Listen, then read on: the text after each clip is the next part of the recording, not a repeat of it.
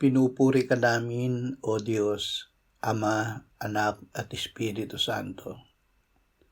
Salamat, Ama, na ibinigay mo sa amin si Jesus na iyong anak, na namatay para sa aming kasalanan, iyong muling binuhay, iniakyat at iniluklok sa iyong kanan sa langit. Salamat na ibinigay mo sa amin ang iyong banal na Espiritu, at sa pamamagitan niya ay ibinuhos mo ang iyong pag-ibig sa aming puso. Salamat sa dugo ni Jesus na kumikitil sa aming masamang pagdalasa at nagbibigay sa amin ng pagdadais at kakayahan na sundin ang iyong kalooban.